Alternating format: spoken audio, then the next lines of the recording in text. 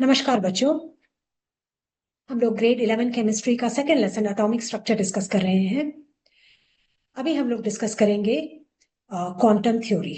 Okay, now why Bohr's model did not work.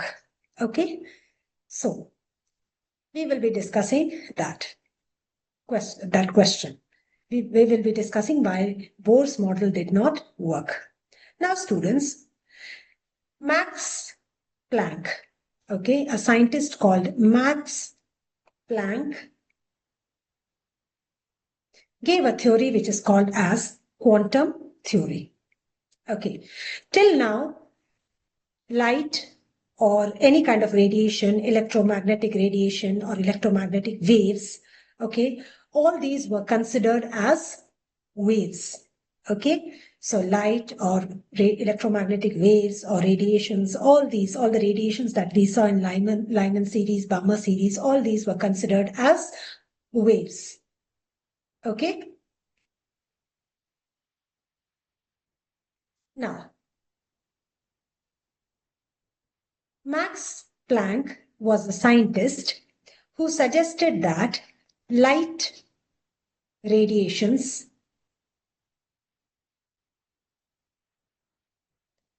are made up of tiny packets of energy. Tiny packets of energy. They have tiny packets of energy called quanta or photon. Okay, so Max Planck was the first scientist who suggested that light radiations also have a particle nature. That means light radiations consist of small particles, and these radiations have tiny packets of energy called quanta or photon. Okay, so light is made up of small particles called photon or quanta. We can say it that way also. So Max Planck was the scientist who suggested that the radiations have a particle nature also. Okay, now light have small particles and the name of the particle can be considered as photon or quanta. Okay, and in the previous video we suggested that, and the meaning of quanta is small packets of energy. Okay, now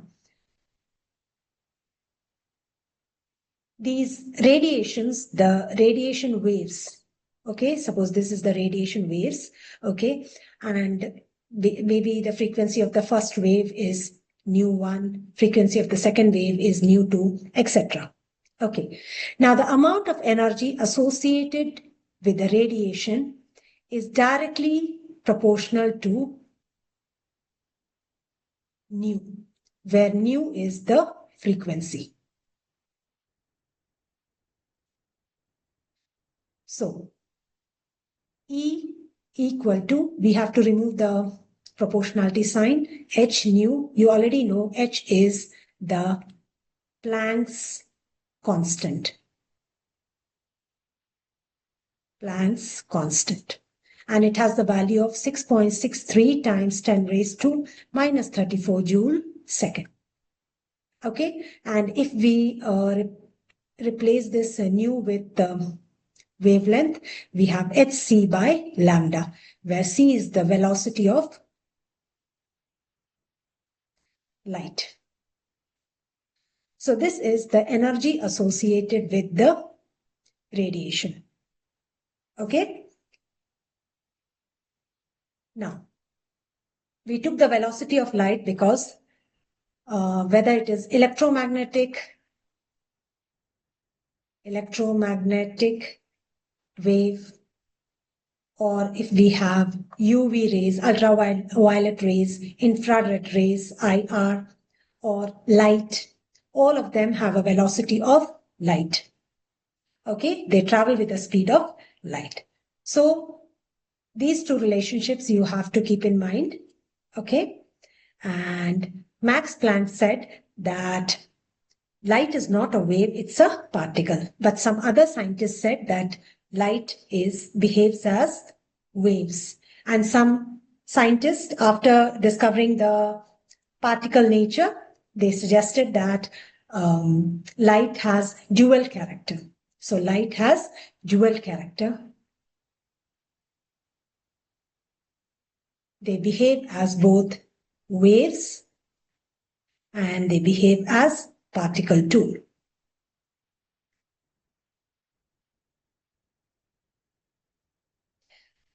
Okay.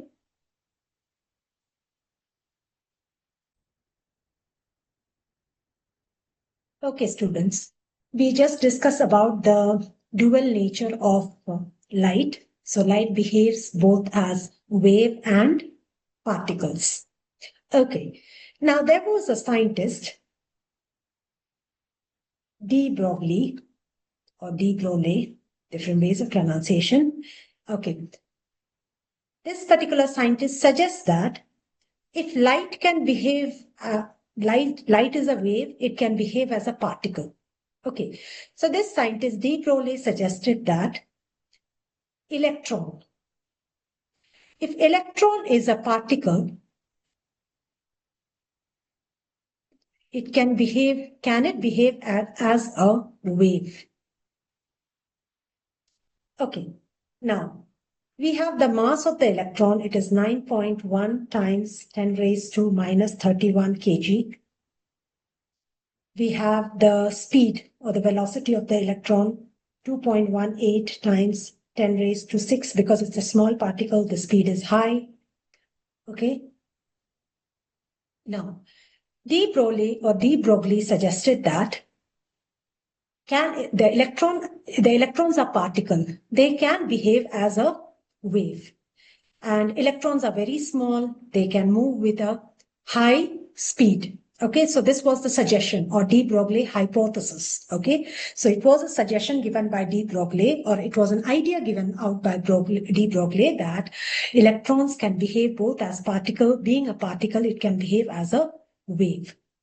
Okay, just like light being a wave, it can behave as particle. Okay, and this idea or this suggestion was actually proved in one of the diffraction experiments. Usually the diffraction experiments are diffraction experiments are used to prove the wave nature. So it was proved that electrons are, through this diffraction experiments, it was proved that electrons can behave as a wave. Although it's a particle, it can behave as a wave. Okay, so this proves the dual nature of electron also. So electron also has a dual nature. Being a particle, it can behave as a wave also. Okay, now, if electron is a wave, okay, so if electron is a wave, it should have a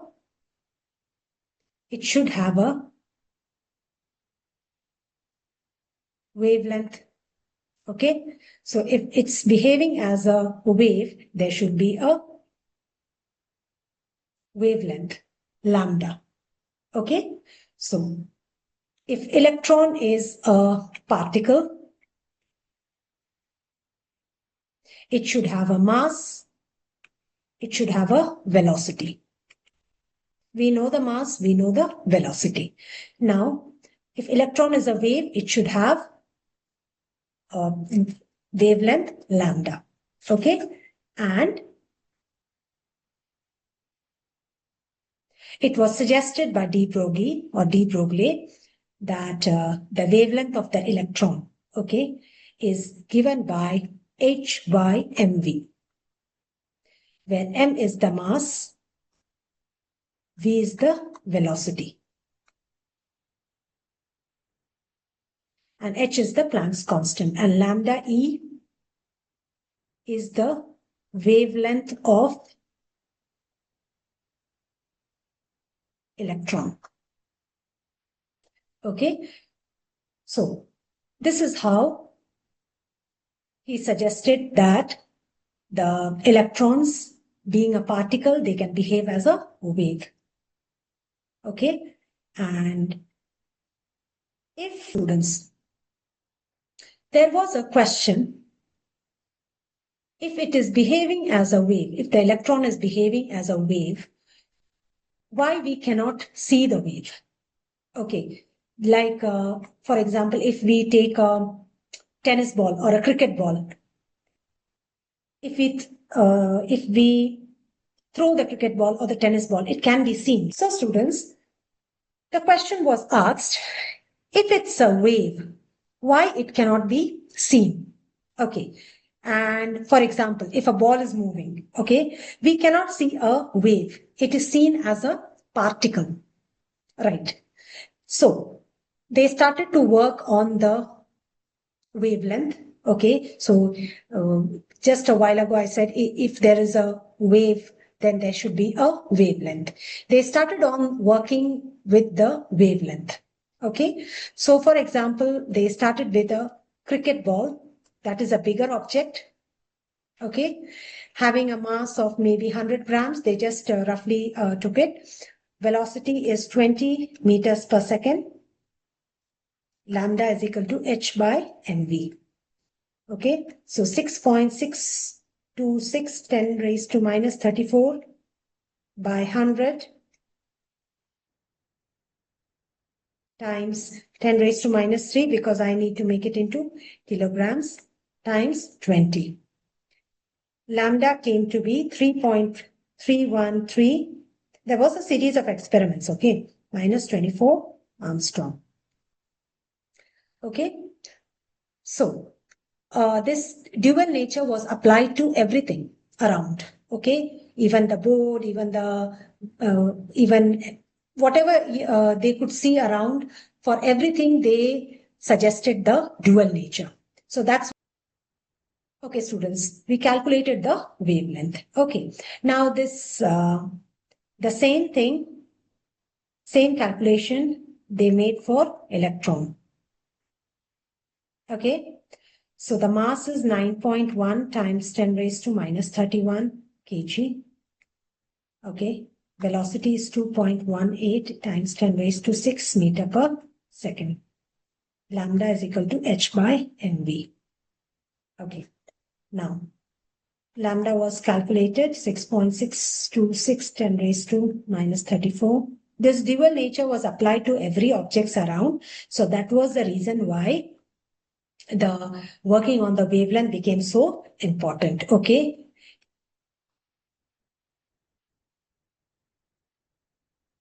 Okay, so lambda is 3.2 Armstrong. Now, if we compare the wavelength of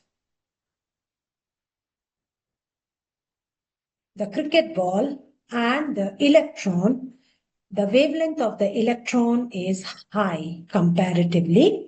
Okay. So cricket ball behaves as a particle because lambda is very small. So it does not show a wave nature. So it cannot be, because lambda is very small to be measured. Okay. So, but in case of electrons, the wavelength calculated is bigger. So that means this hypothesis is valid for small particles like electrons. So students, they started to suggest that the dual nature is applicable to all objects around. Okay, whatever is around, whether it's the wall, whether it's the board, whether it's us. So dual nature is valid or applicable everywhere. That is the reason they asked a question that when the cricket ball is thrown, it is seen as a particle, it is seen as an object, it is not seen as a wave. Okay, so that's the reason they started working on the wavelengths, because if there is a wave, there should be a wavelength. Okay, so for a big object like a cricket ball or a ping pong ball or a tennis ball, okay, they found out roughly, okay, with the mass and velocity, etc., they found a high wavelength. Okay, so that is why for a cricket ball, this dual nature is not applicable, and this cricket ball behaves only as a particle. The wave nature cannot be seen because the wavelength is very small to be measured. Okay, but in case of very small particles,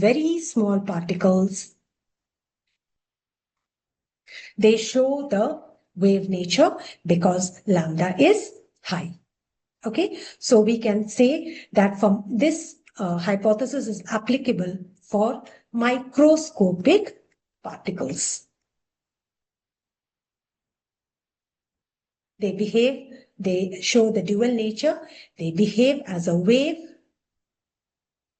and the wavelength is given by h by mv or h by p, where p is the momentum. Okay, so this de Broglie hypothesis is applicable for microscopic particles, right?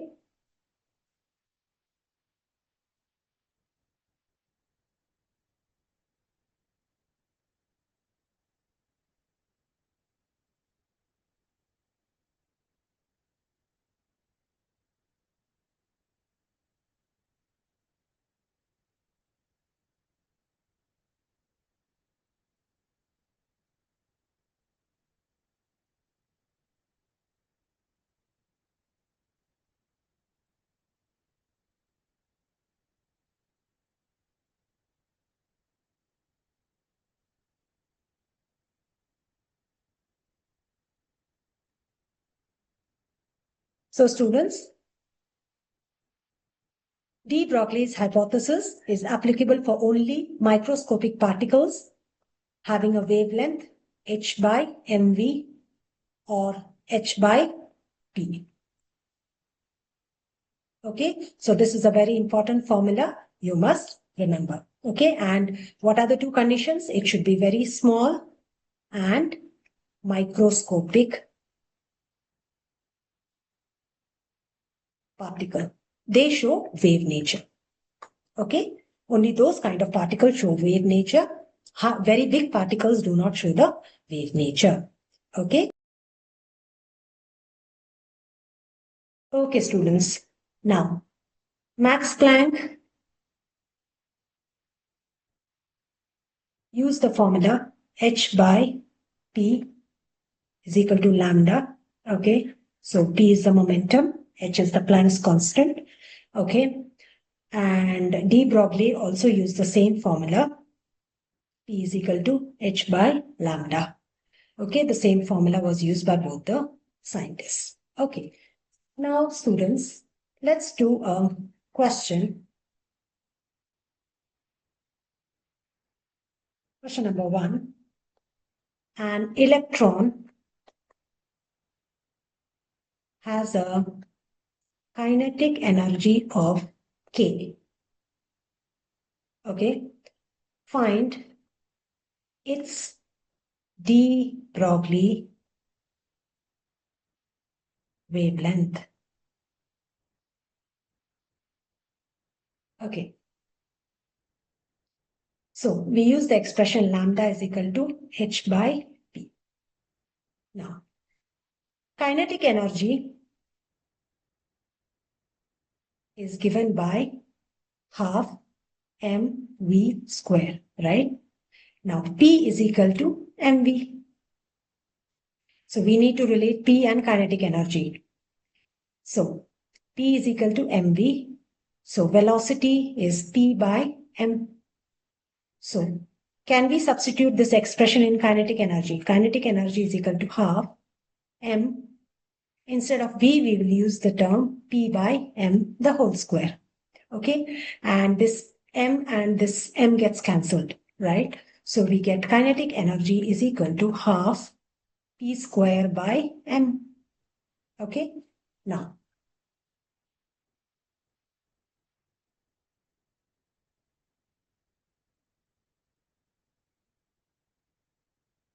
this is the expression for kinetic energy. Okay, so lambda is equal to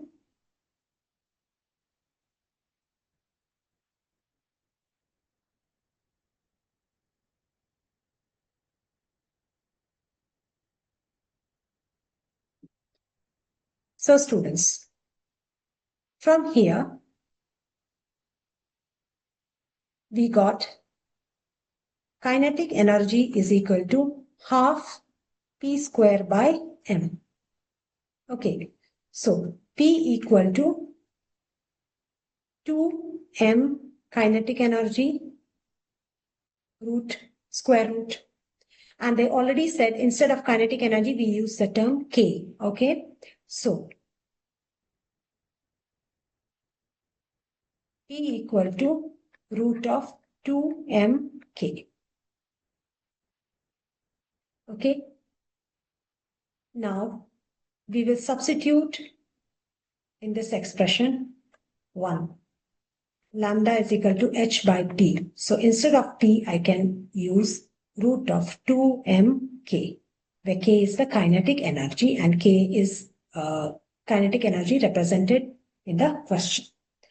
Okay, so this is the expression which is important. Okay, coming to the next question, students. This expression I'm keeping as it is.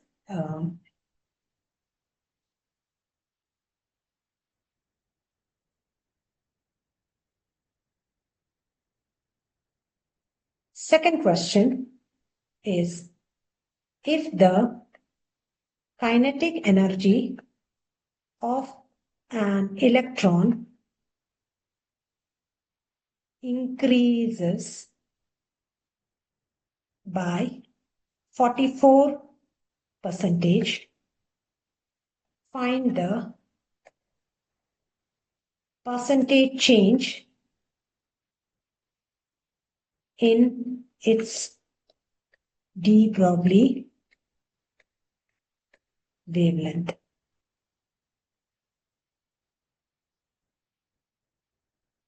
Okay, so we use this expression lambda is equal to h by root of 2m kinetic energy.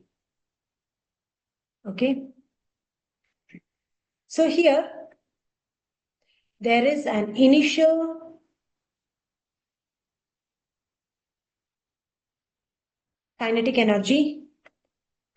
Initial, I stands for initial, which I assume to be 100 because the final one is increased by 44%. So the final is 144. Okay.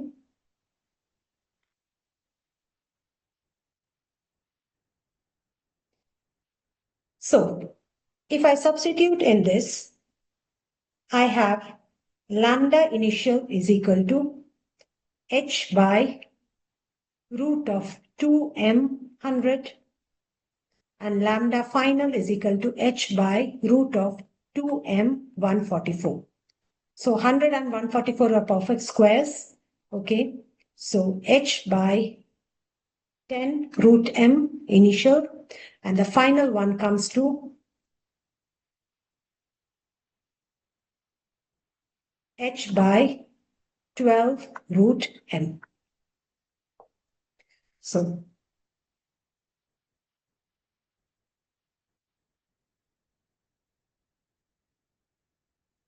here I need to find the change in wavelength. How do I find the change in wavelength? I can change in wavelength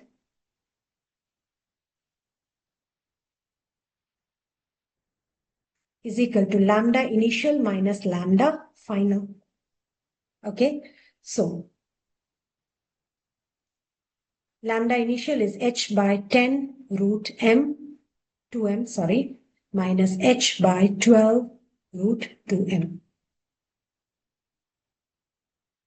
I take h by root 2m common, 1 by 10 minus 1 by 12.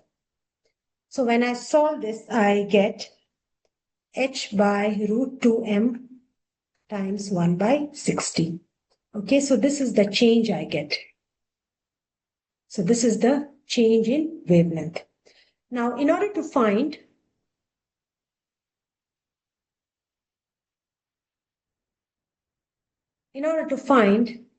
the, what is the question? Percentage change.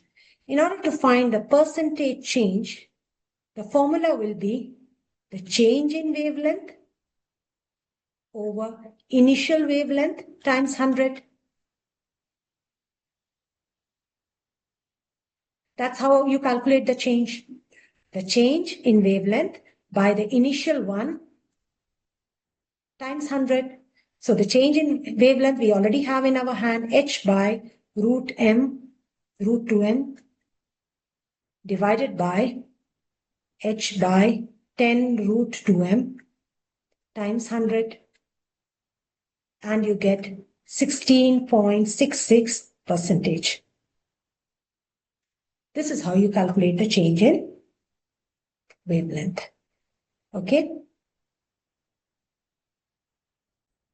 Okay, students. Now the next topic that we are going to discuss is Heisenberg's uncertainty principle. Okay. Now students, according to this principle, you cannot measure simultaneously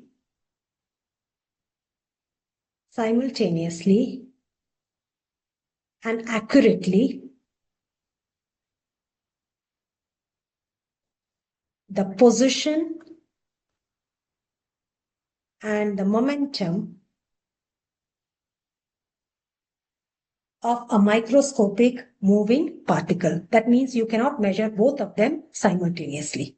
Okay, so according to this law, the exact and simultaneous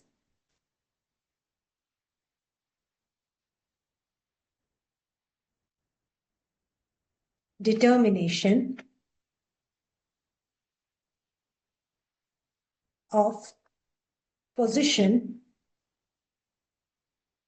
and momentum of a moving microscopic particle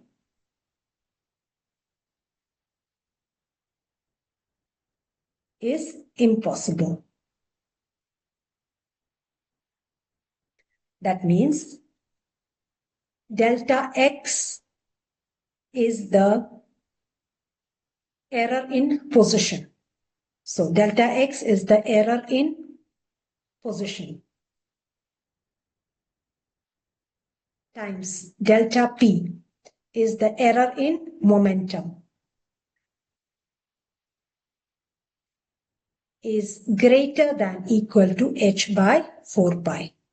This cannot be 0. It can be either greater or equal to 4 pi. It cannot be 0 because there will be some error, because you cannot measure both position and momentum simultaneously. Okay, if you measure the position accurately, then you cannot measure the momentum, and vice versa. For example, if you have a very small particle p moving with a velocity of v, so you can use these values to calculate p.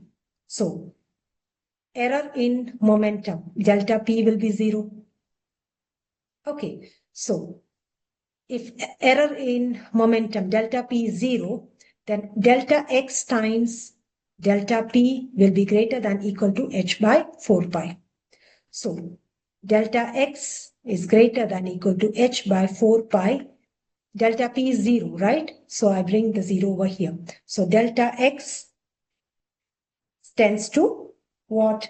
Infinity. So error in position is infinity.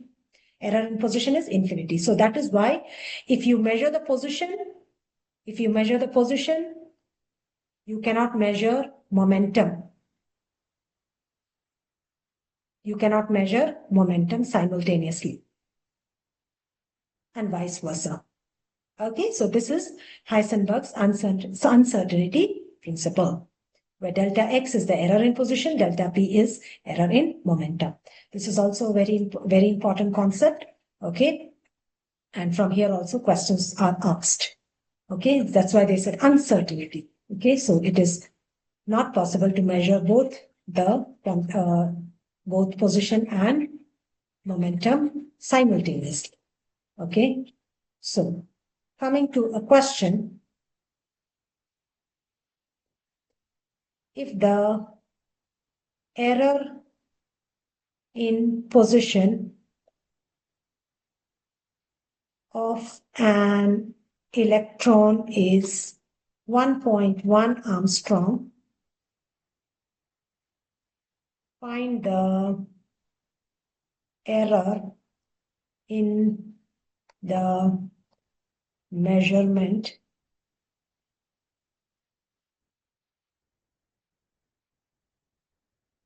of momentum and velocity.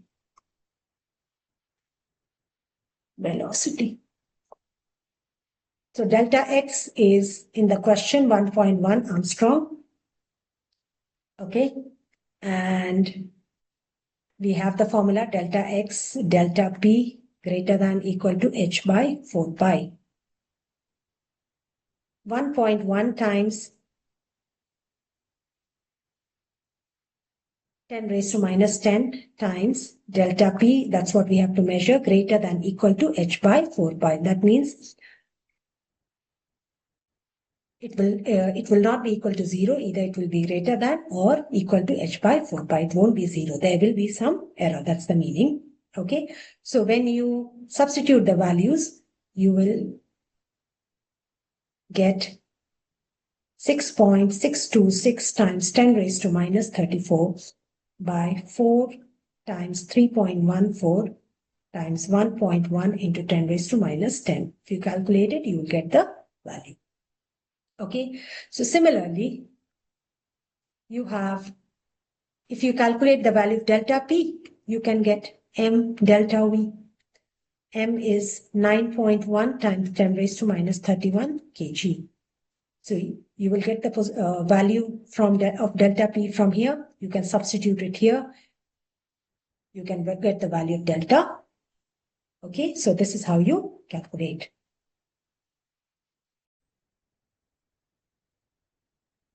Okay, students. Drawbacks of Bohr's model. Okay, the first drawback is that Bohr's model was valid only for single electron species like hydrogen. Okay, so Bohr's model was valid only for single electron species like hydrogen or hydrogen-like species. Like if I have lithium 2 plus, that means lithium ion formed by losing 2 electrons. Okay, so only those species that have single electron will be, for Bohr's model is valid only those kind of species. Okay, now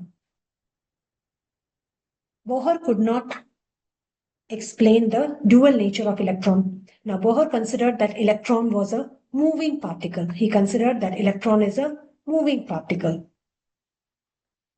But electron behave both as wave and particle both. So this was according to de Broglie. He could not explain the dual nature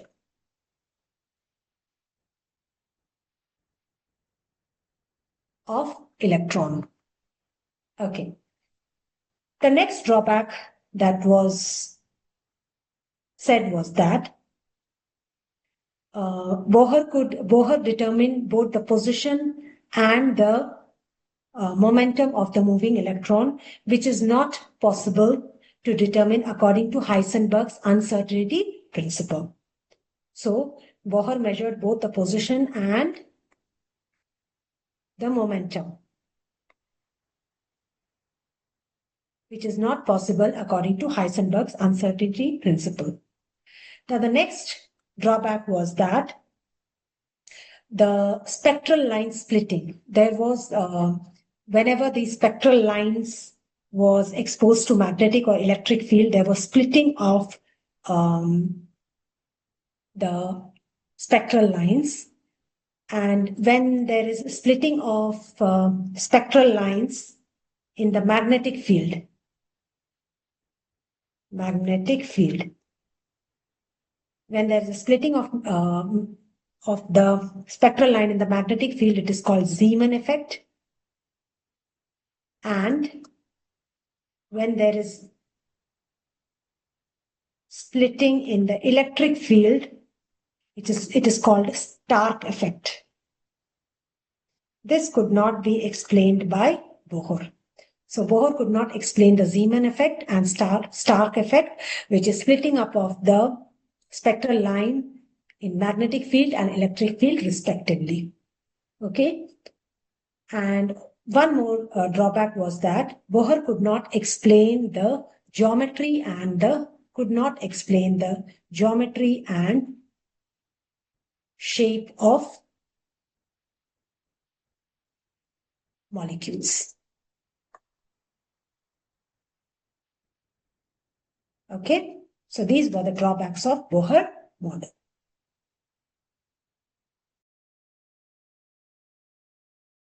Okay, students, our next topic that we are going to learn is the photoelectric effect.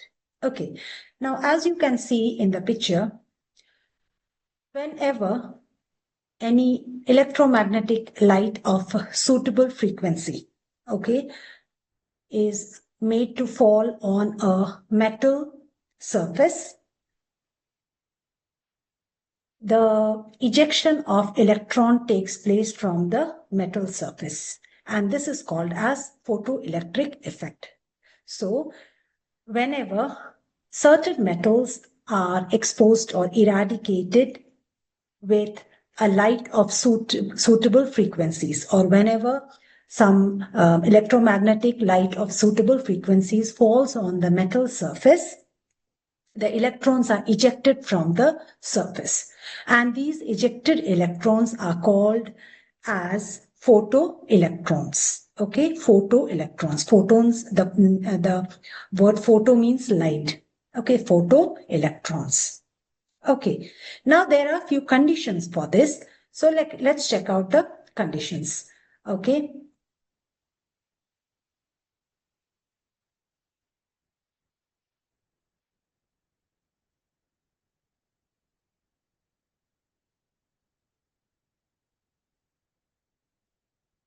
Photoelectric effect.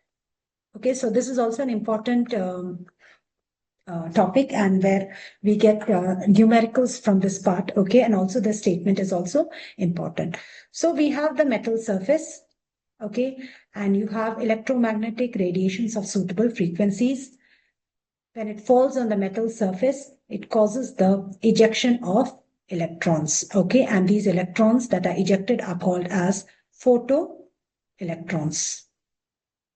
Okay, now students, the frequency of light that's falling on the metal surface should have a minimum frequency. Okay, so the minimum frequency is nu naught, which is called as threshold frequency. I have written the spelling wrong, sorry. THRESH,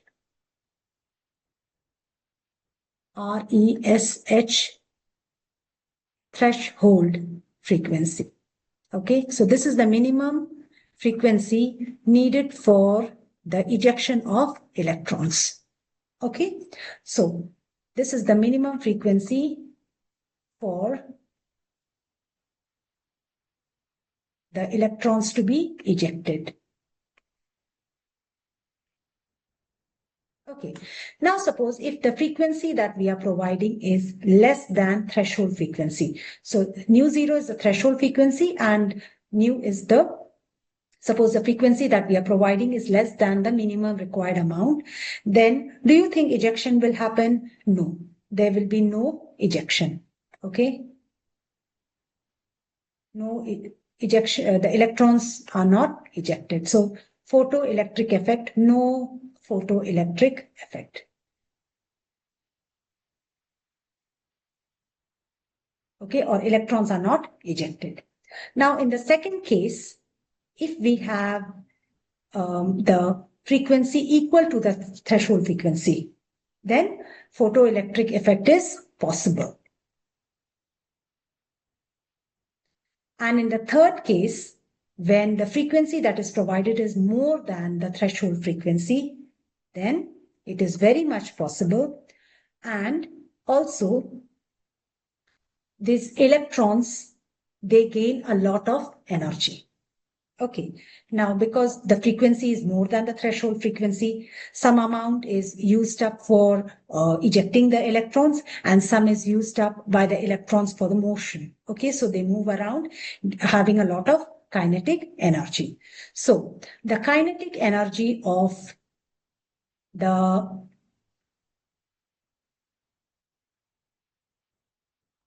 photoelectron. So the kinetic energy of photoelectron, or rather, we will place it like this. The energy that the photoelectron get is represented by h nu, which is equal to h nu 0 plus kinetic energy. Okay, so h nu equal to h nu 0 plus kinetic energy is half mv square. So half mv square is equal to h nu minus h nu 0. So if you are asked to find out the kinetic energy, you can use this formula. Okay, so out of the energy provided, some is used up for some of the energy is used up for the ejection of electrons, and some of it is used for the motion of the electron. That's the kinetic energy of the electron. Okay, and this h nu naught is nothing but it is also called by another name called work function. Work function because it is the minimum energy needed for the photoelectric effect to take place. So this is also very important because you get questions based on this. Okay, so you have to memorize the formula. So if sometimes they just ask the work function, h nu, that is the work function. Okay, so this is the minimum energy that is needed for the electrons to be ejected or needed for the photoelectric effect to take place.